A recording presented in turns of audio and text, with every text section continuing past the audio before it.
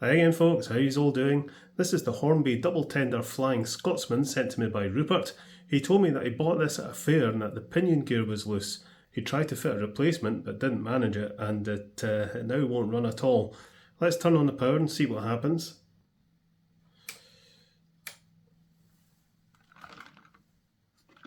No, not a sausage, no sign of life. It is pulling between 400 and 500 milliamps. Let's shove it into the shed and we'll see what's what. We'll need to remove this rear tender though, if I can. Come on. Hornby really could have come up with a better way of doubling up the tender, I think.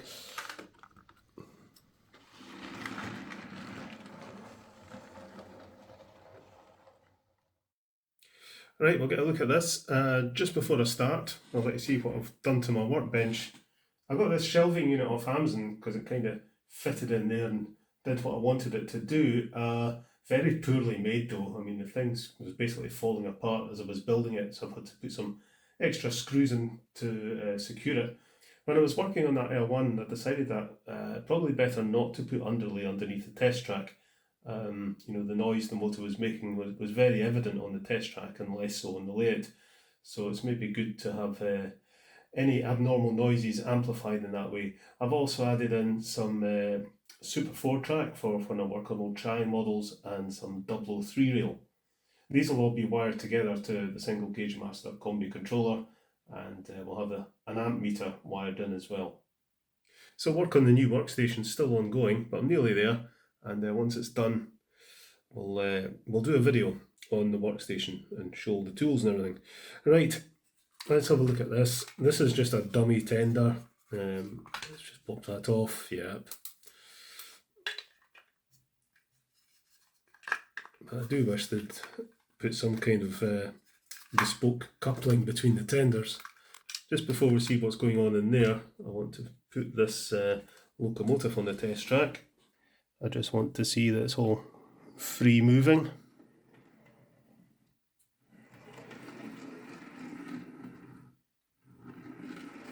That all looks fine. So, what's the story here? Pop that off. There's the alloy pinion gear. Yeah, I think it's been shoved on too tight. Yeah, I think that pinion gear has just been shoved on too far. So this will be a straightforward ringfield service and pinion gear swap. It's one of those ones that can be an absolute devil to get the motor out. You always think this is going to break. I've never broken one yet. Once they've been out once, they'll come out again easier, but getting them out is absolute. There we go. Right. It all looks pretty clean actually.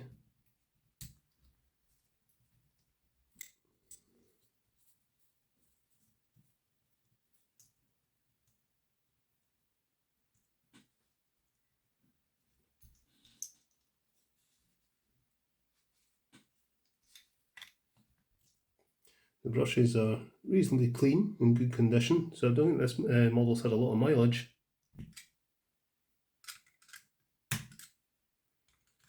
Release these clips.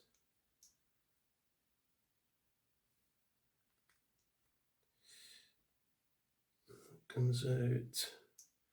Commutator's not too bad, but we'll give it the usual clean up. Oh no, there we go. It's loose. So I've got a replacement pinion gear. I'll stick it on. It's not very clean gear, that. I think we'll put that in the sonic cleaner along with the brushes and clip and stuff, just to get that cleaned up. So I've got the brushes and the springs, the clip and that pinion gear in there, and that'll go into the sonic cleaner.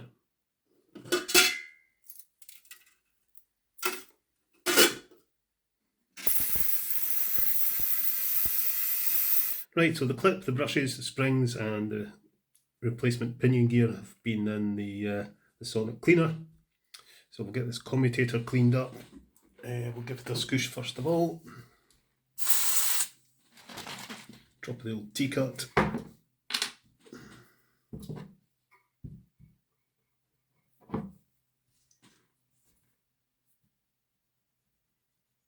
Cleans that up nicely. Give it another scoosh. And give the spindles a scoosh. And a wee going over with a manky brush.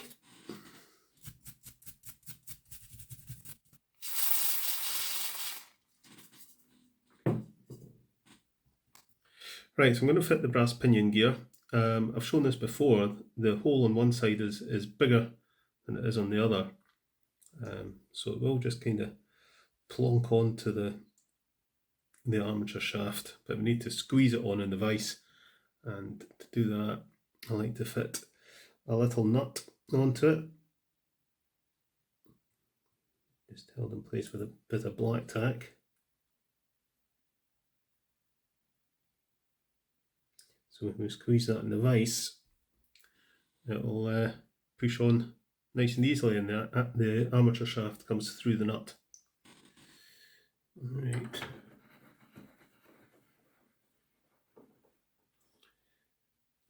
Close that up.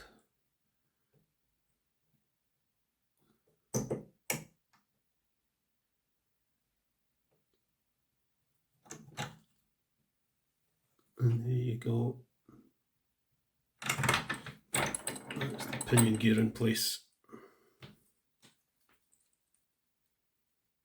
I just realised I didn't have record switched on, so been talking to myself for the past 10 minutes. I've got all this back together, just a straightforward ring field, no issues. We've replaced the pinion gear, and it seems to be fine now. Let's go and find the battery anyway. But yeah, these alloy pinion gears fail. They don't crack. I don't know what happens to them. I don't know if they expand or, you know, just over time they just seem to lose their grip, so they always work loose, whereas the brass ones don't. So if you've got a ring field with one of these, I think I've got one or two, but you know, when they fail I'll just replace them. But if you've got a ring field with one of these, I would get hold of a couple of replacement gears, because you're going to need them at some point. Right, okay, let's get this on the test track. Okay, power on.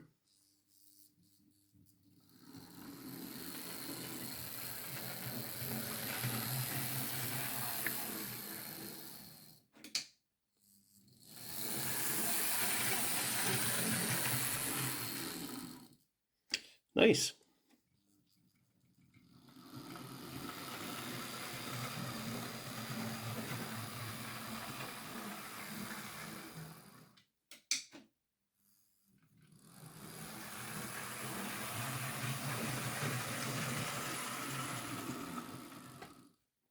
So there we are, that's this sorted. Fairly easy fix. Let's pull it out of the shed.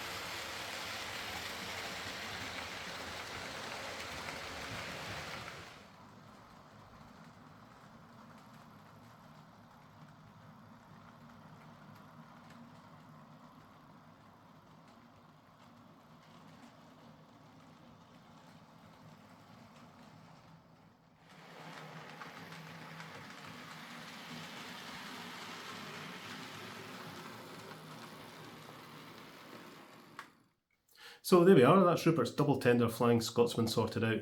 Just the case of the loose alloy pinion gear being kind of jammed up against the motor casing. A new gear and a service and job done. Not a bad running ring field actually. It's a pity about the coupling between the tenders on this model. If this was mine, I'd be looking to remove them and fit magnetics and get closer coupling, but there you go. So that's my first featured repair on the new Workbench, so you can see how it's going to change the dynamic of my videos a wee bit, but that's a good thing, you know, you want to keep things fresh and not get overly repetitive. But there we go. Righto, I shall get this packed up and sent back to Rupert.